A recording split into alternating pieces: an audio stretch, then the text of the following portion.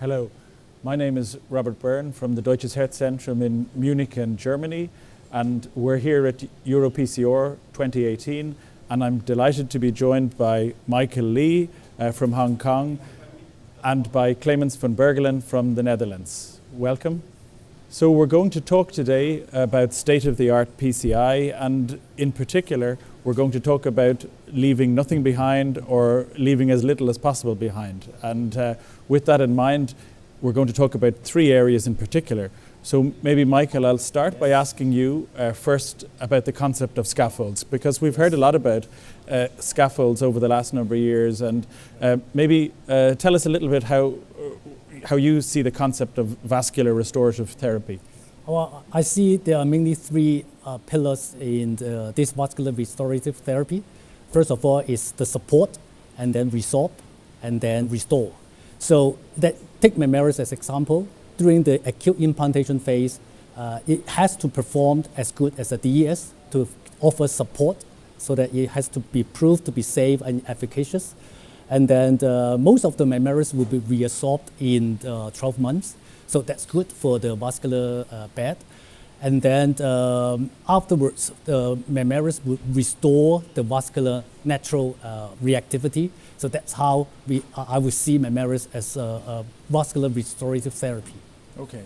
I mean, we've heard a lot in recent years about Bio-resorbable scaffolds, yes, and mainly, I suppose, about PLLA scaffolds. In terms of the magnesium scaffold, I think we need more data, and I think we had some more interesting data at this meeting. Maybe you could tell us about that. Right. Probably you know about the BIOSOLVE II and BIOSOLVE III. Actually, those two studies have actually proved Memoris to be safe and very efficacious. And the data actually was further confirmed in the recent BIOSOLVE IV registry, which was presented in this meeting. And actually in that registry, it has been shown to have very similar target lesion failure rate as the BIOSOLVE II and BIOSOLVE III registries. And in terms of acute stent thrombosis, there's only one incidence of stent thrombosis, which was due to premature stopping of DAPT. So in general, the registry has shown Memoris to be very safe and efficacious, and the efficacious is very, very comparable to second generation DES. Okay, and I mean, one of the things with scaffolds, I suppose, is selecting the right patient, yes, and I think we've all learned to be quite careful in selecting the patients. What type of things are you considering when you're deciding which patients to treat? Right.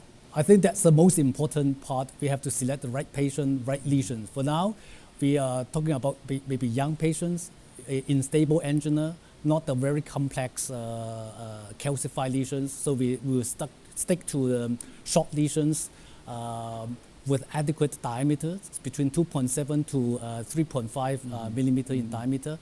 And then we have to do this procedure, pay attention to procedure details such as pre-dilatation, and every case has to be followed by post-dilatation in order to ensure, to optimize the patient outcome. Okay, so some interesting data. Certainly we'd like to see more, and hopefully in the near future we'll have more, yes, to discuss. Yes, that's right. I suppose, Clemens, then if we move on from leaving nothing behind to leaving as little as possible behind, and we talk about the new data that we have for ultra-thin strut drug-eluting stents. Tell us a little bit maybe first about the Orsiro drug-eluting stent. The Orsiro stent is one of the modern ultra-thin or very thin strut stents with a cobalt chromium platform, dual helical flexible platform that is covered by a dual layer of polymer, one passive coating and an active coating. And what's quite special about the biodegradable coating is that it is very slowly degraded. It takes more than 1 year to degrade, and the idea behind this it is that provokes a minimum of inflammation. Yeah, yeah. And it's releasing sirolimus. Yeah. Well, that's interesting. I know you've been involved in a number of studies looking at different types of biodegradable polymer DES, and you have a very successful trial unit. And the most recent study to come from your trial unit is Bio-resort. And I understand that you've had some new data from Bio-resort at this meeting. Maybe you could tell us about that. Dr. Koch from our group, research associate from the Zorgzentrum Twente in Enschede, has presented the 2-year data showing good results for the Orsiro stent as well as for synergy and resolute integrity. What we saw is that there's a kind of divergence of the curves for target vessel failure after 1 year, but that was statistically not significant. We looked also at other endpoints such as target lesion failure, which is an endpoint that by many other studies is used as a primary endpoint, and that was that we observed for the 2nd year of follow-up in a landmark analysis a statistically significant difference for Orsiro versus resolute integrity in favor of the Orsiro stent, with a lower event rate for the Orsiro. And what about stent thrombosis? I suppose everybody wants to know about stent thrombosis. We know that the event rates are generally low. Were you able to see any kind of signal of difference? We have seen no difference, as you may expect, because the study is definitely not powered to demonstrate that. But we have seen a very low stent thrombosis rate for the Orsiro stent, 0.6%, just 1 case in the 2nd year of follow-up, which is for an all-comer population at 2 years, I think, a very, very good stent thrombosis rate. Yeah. And how are you explaining this as you look over time? Do you think it's related to the design of the stent?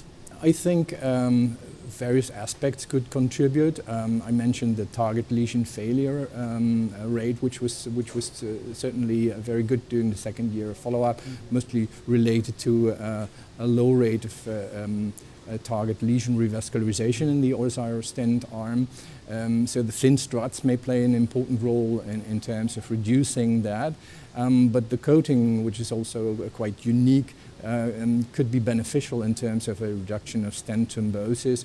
And well, it may be that this slow degradation of the coating is actually beneficial, and it's not so bad to have some coating on the struts during the 2nd year, which slowly disappear then during that period. Yeah. Okay, very interesting. Robert, when we talk about leaving nothing behind, what's your take in it? Yeah, so I suppose I was involved in a session then where we were looking at the use of drug-coated balloon, and of course drug-coated balloon is a real way of leaving nothing behind, I guess, because you don't have a scaffold, you don't have any stent struts, and we did a case-based session. So we tried to say, well, where are the areas that people are using drug-coated balloons? And of course the area where we use it most in Europe and in many parts of the world is in in-stent restenosis, because I think we've got good data from randomized control trials, and during this meeting actually we saw a very large scale analysis of all of the 10 studies that compared drug-coated balloon to drug-eluting stent for in-stent restenosis. And I think it's an area where we feel comfortable using drug-coated balloon, and where it's probably important, if at all possible, to avoid leaving any additional metal behind. And so that was the first thing that we looked at, and we talked about some issues regarding, I suppose none of us use intravascular imaging in all cases of stent failure, but we also looked at how important it was maybe to liberally use intravascular imaging with OCT or IVA, so you can get really an idea of the mechanism behind the in-stent restenosis. And in our experience, the majority of lesions are suitable for treatment with drug-coated balloon. The second thing that we went at is we looked at areas where the data is not so great, and we had presentations from experts in using drug-coated balloon in small vessels and in bifurcation disease.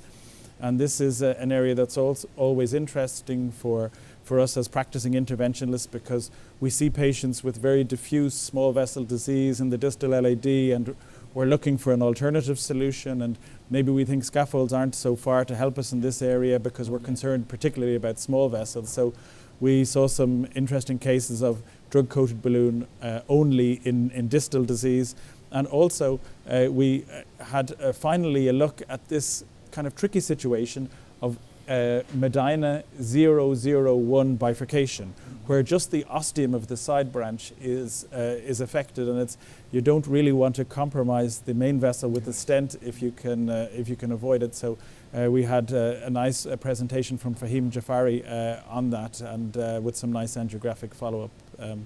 So I think the key take-homes from our session, which was mainly about sharing, and we didn't concentrate too much on looking in detail at the data, was that with a drug-coated balloon, it's very important to have meticulous angioplasty technique. So I think to be very careful in your angioplasty technique, to realize that the drug-coated balloon, while it leaves nothing behind, it's really just a mechanism for delivering drug. So we need to make sure that we're happy with the lesion preparation with a non-compliant balloon or with scoring balloon, and then when we're happy, then we go for the drug-coated balloon to maybe just apply the medication. And I think the final point we touched on was, we know from having the drug-coated balloon in our hand, it's quite fragile. You need to handle it with care on the table, instruct your assistant to be careful handling it, and hopefully bring it to the lesion as rapidly as possible, so as much of the medication is still there. So I think it was an interesting session. It was certainly very interactive, and I think we all learned a lot from the session. Sounds great. Very good. So I think we've talked really about different aspects of state-of-the-art PCI, and we've talked about scaffolds and some of the data that's there, and probably we're looking forward to seeing more data. And Clemens, thank you for telling us about the Orsiro stent and about the latest data that we had from Bio-resort. And I think hopefully I shared with you a little bit of our experience with drug-coated balloons in contemporary PCI. So with that, I'll thank you very much for joining us today, and thank you for watching.